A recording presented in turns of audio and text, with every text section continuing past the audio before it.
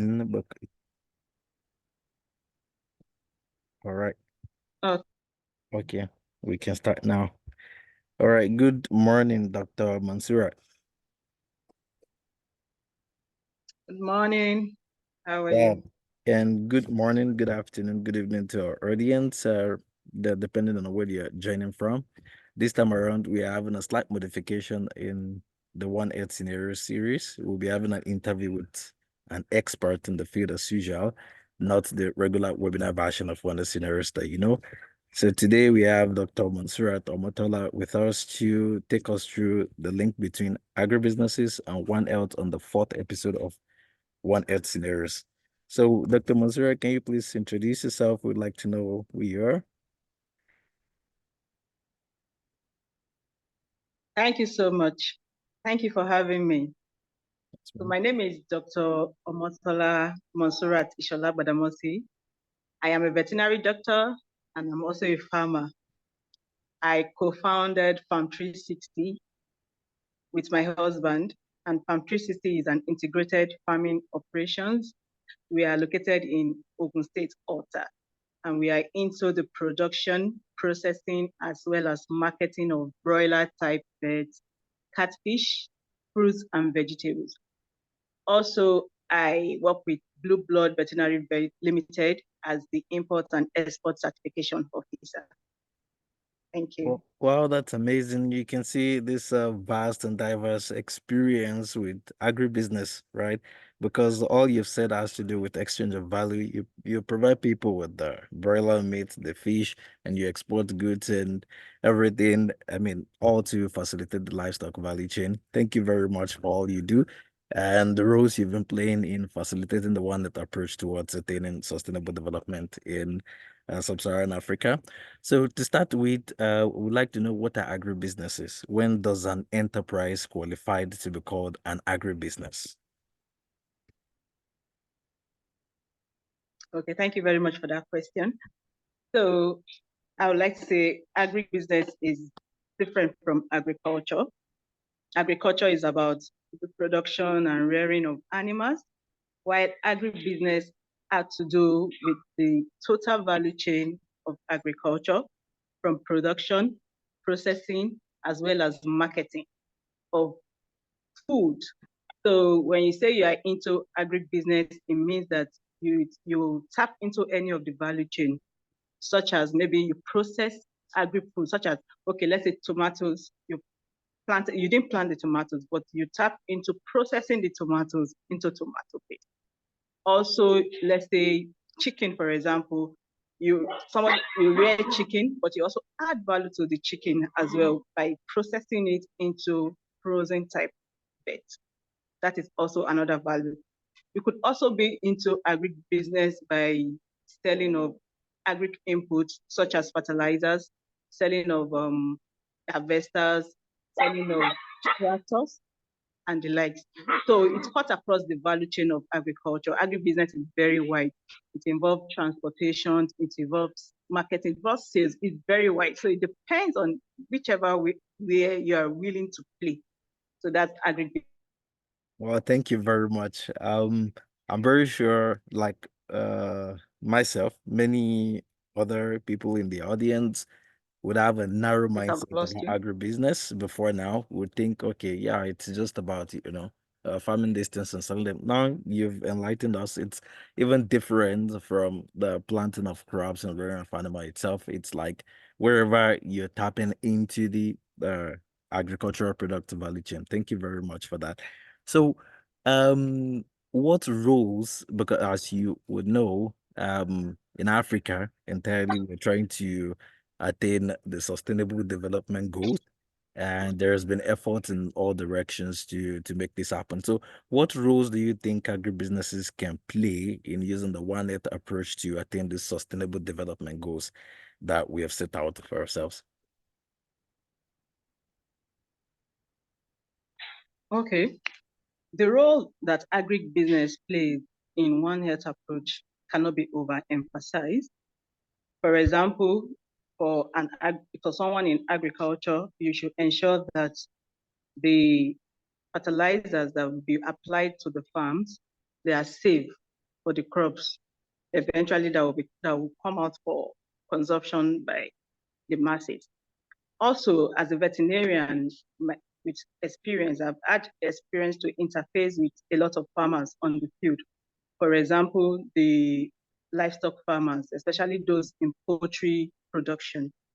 I found out that anytime their birds are ill, they are quick to start using antibiotics on them. Exactly. And after about 3 days, when probably the chicken did not get well, they'll start slaughtering them without considering the withdrawal period, which has been prescribed by the producer of that drug. Some 7 days, some 14 days, even some as much as 21 days. But because some of these farmers don't even know, they will just slaughter their chicken because they want to reduce their losses. And those birds, after slaughtering them, they will send to the to the masses for some, and sell to us for consumption. And that's where they start creating problems of antimicrobial resistance and all of that. Yeah. So there is need for advocacy, there's need for public enlightenment. And this, of course, cannot be done by those in agribusiness alone. It has to be a sort of a collaboration. Collaboration, when I mean collaboration from those in the human health sector, and I'm talking about the doctors, the nurses, those in public health and epidemiologists, and also collaboration with those in animal health productions, and I'm talking about with the veterinarians, the para-professionals, and those in the agricultural sector as well. Then also we have to also consider those working in the environmental sector, and that's the ecologists, people in wildlife, and the likes. And also there is need for other people, great players in this One Health approach. It has also do with people in the public sector to collaborate with people in the community and even animal owners. And if that can be achieved, there will be food security as well as food safety in the community and country at large. Thank you very much. You said people in wildlife. I hope you're not talking to me because I'm in wildlife, as you can see. I'm a bushman. And you're Yeah. doing your work already. Thank you very much for that comprehensive response. I like your response for the fact that it captured all the players, not just in agribusiness, but also in the One Earth approach towards attaining sustainable development. And as we can all see now, agribusiness, it's not a standalone affair. It has implications across the livestock value chain, from input to production, processing, and transportation until it gets to the table where people take it. And when we take agribusiness serious, of course, we will be food secure. So my next question would be, in recent times, we've seen proliferation of youth advocacy and other issues. I don't want to mention, but yeah, if I can take that liberty, antimicrobial resistance, for example, and some other issues that have One Health implication. But it doesn't seem like agribusiness is enjoying this kind of, youth-led advocacy. Do you think that there's sufficient youth advocacy for agribusiness in Nigeria to start with? But if you can, by extension, in your experience, say what's happening in other West African countries, would appreciate. Thank you so very much, Dr. Dauda, for that question. Yes, ma'am. For me, I think no. Okay. Youth are not participating in agribusiness enough. Because, for example, I just recently joined Women in Agribusiness group. And when I go for meetings, I found out that it looked like I'm like the only youngest person among these people. I start seeing people from their 50s, 60s in this business. And I kept wondering, where are the young people? So for me, I know that it's because youth are not even interested in agriculture at all. Yeah. And that has to do with the mindset that agri is all about getting their hands dirty, it's all about sweating, and they can't get anything out of it. So there is need for reorientation to start telling the youth and start advocacy to tell them that yes, there is other means of doing agriculture without having to be the one tilling the soil, by tapping into the other value chain of agriculture across the value chain. And I can tell them and assure them that they can make fortune by being just joining an agribusiness which they have interest in, not necessarily the agriculture itself. So Wow. there is need for government to start supporting the youth. When you support those that you know that they are into agribusiness and they are doing one or two things and they get this kind of support that they want, and the other ones coming behind to see that, okay, this person is doing so well in doing this, I am sure that they will start having interest and they will also want to, join the chain of agribusinesses. Yeah. Oh, thank you very much. I hope you're not accusing me. I'm a very young man. Put it that way. And yeah, although I'm very interested in the one that approaches a whole, but when it comes down to it, there are actions that actually form the One Health. One Health is not a thing on its own. It's a composite function of a lot of things. Thank you very, very much for that response. And you're absolutely right. In my opinion, as well, I think no, there's no we don't have enough youth involvement in agribusinesses, and it's not good because that will also affect food security. We can't expect the old people to keep producing food that we will eat. We have to be involved. We have to put food on our table. And yeah, it doesn't have to be getting your hands dirty. And even if you have to get your hands dirty, I mean, there's dignity in labor. I mean, yeah, let's get the hands dirty and put food on the table. It's better than having to import um fish, for example. I mean, when you go to the supermarket and you see some things on the shelf, you feel ashamed sometimes that, okay, why do we have to bring all these things from somewhere else? I mean, what happened to what we have here that we can produce and, easily enjoy? Thank you very, very much for that response. So, to round it off for this particular episode, because I will call you again. Let me just hint you. Probably for our second African Youth Dialogue on One Health Sustainable Livelihood, or maybe for another part of this discussion. But yes, I'll be in your DM again for something. So to round it up, I want you to give a booster, or do I say an inspirational talk to youth out there, especially those in the One Health space, to you know widen their horizon and look into this agribusiness direction as well, so we can attain that level of food security that we wish and that we require in the country. Okay, thank you. So my advice to youth today is to start thinking about agriculture and agribusinesses. And how can we achieve this? First of all, there is need for reorientation, and reorientation has to do from the classroom, I would say. There is need for agribusiness to be taught in classrooms, especially from secondary schools, not just agriculture. So there is need for children to start knowing that they can make something from agribusinesses. Also, there is also need to start making agriculture sexy for youths, because of course we are the Yeah. techie ones. We want to find agric You want to interesting. press computer all the time. Yeah. Yeah. So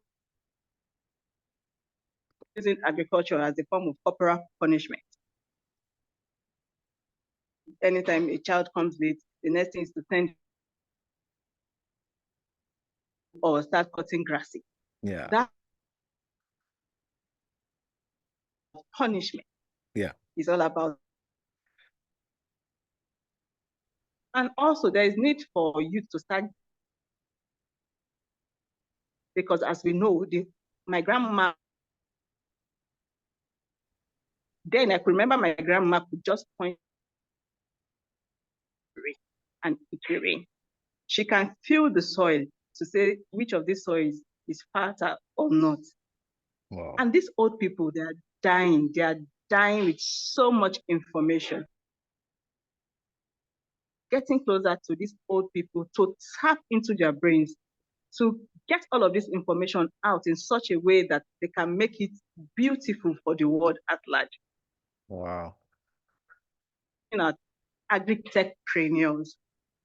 So there is need for us to start thinking about that, such that we can make all of this information so nice and interesting for the world. And that way there will be life.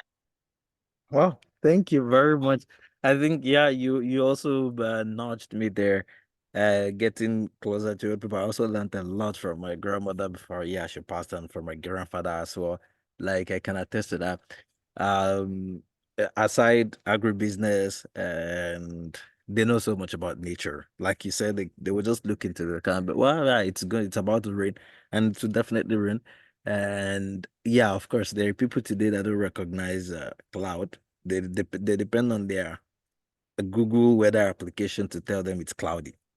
I mean, that's Yeah, embarrassing. Yeah, going by the fact that we have people in the past that really know this thing and consider and that can show them to you practically. And to know fertile soil from, I also learned that from them. They'll look at it, okay, this has a lot of humus. Something can grow here, something cannot grow here. But like you said, they're dying with all of this knowledge and information, and then we're just watching them go because we depend so much on Google. And then yeah, Google can never ever replace indigenous knowledge that these people are dying with. Thank you very, very much. This was short, concise, and I can tell you, we want to host you again during the second African Dialogue on One Health and Sustainable Livelihood. for having We me. hope and pray that you will have the time to be present during that function. Thank you Definitely. very, very much. Really appreciate it. That will be the end of the fourth episode of One Earth Scenarios. And yeah, we'll see you in the fifth episode. Maybe we'll have you again for the fifth episode because it looks like we need a second part of this talk, right? So yeah, Thank you for having me. yeah, thank you very much. Anytime. Thank you. Bye.